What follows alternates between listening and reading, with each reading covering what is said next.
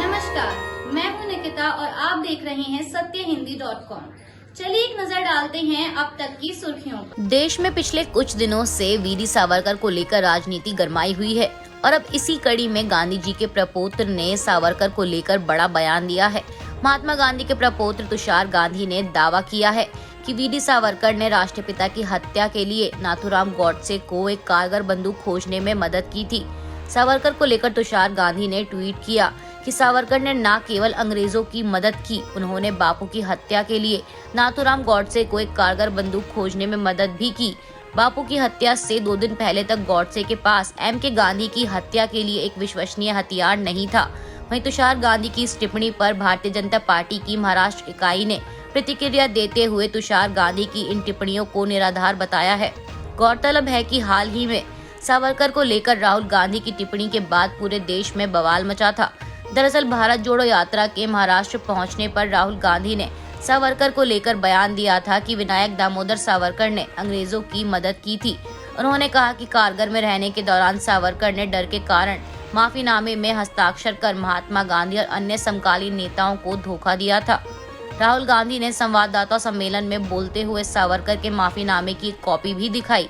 इस पत्र को दिखाते हुए राहुल गांधी ने दावा किया कि सावरकर ने अंग्रेजों से माफी मांगी और उनकी मदद की। राहुल गांधी ने कहा कि सावरकर ने डर के कारण माफीनामे पर हस्ताक्षर किए थे। आज सुप्रीम कोर्ट में कई अहम मामलों को लेकर सुनवाई होनी है। ये कुछ ऐसे मामले हैं जिन पर फैसला आने का लोगों को बेसब्री से इंतजार है और इन मुद्दों पर पूरे देश की नजर बनी हुई है। बता दें, इनमें से पहला मामला है कश्मीरी पंडितों के नरसंहार की SIT जांच की मांग करने वाली रूट्स इन कश्मीर की क्यूरेटिव याचिका का, जिस पर सुप्रीम कोर्ट आज सुनवाई करेगा। पुनर्विचार याचिका को 2017 में 27 साल की देरी से दाखिल किए जाने के आधार पर खारिज कर दिया गया था।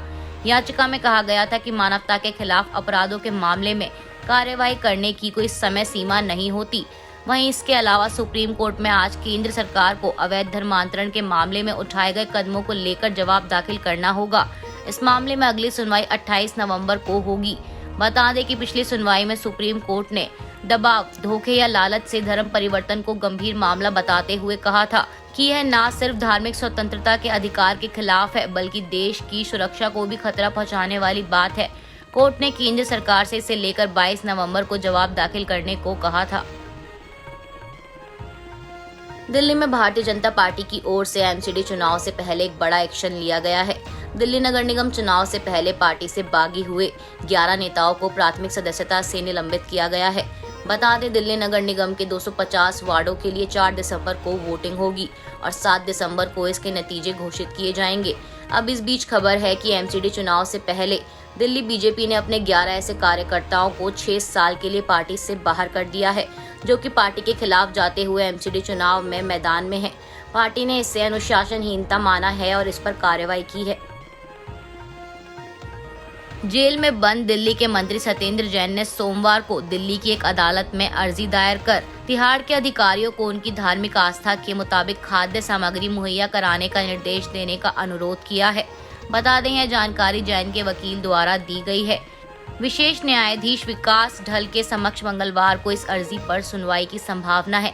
साथ ही अर्जी में जेल अधिकारियों को तुरंत मंत्री की चिकित्सा जांच करने का निर्देश देने का अनुरोध भी किया गया है। जैन के वकील मोहम्मद इरशाद ने कहा कि जैन को जेल के अंदर बुनियादी भोजन और चिकित्सा सुविधाएं उपलब्ध नहीं कराई जा रही हैं।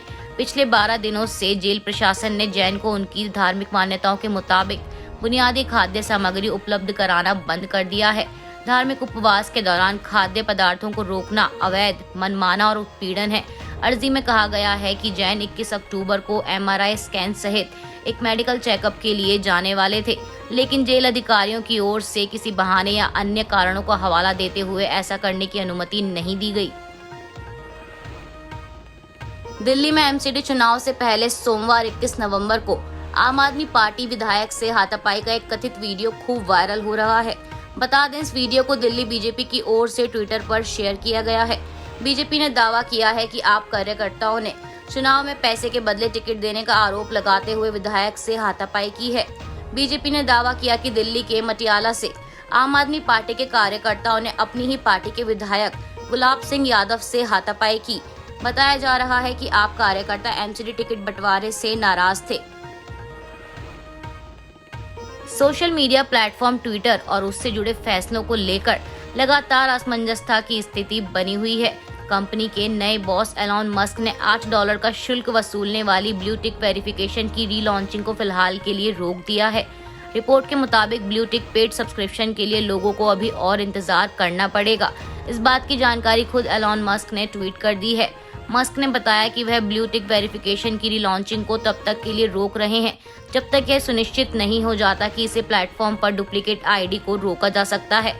बता दें, एलॉन मस्क ने कुछ समय पहले घोषणा की थी कि ब्लू टिक सब्सक्रिप्शन प्लान 29 नवंबर से फिर से शुरू हो जाएगा। अब मस्क की सोमवार की घोषणा के बाद इसे शुरू होने में वक्त लग सकता है।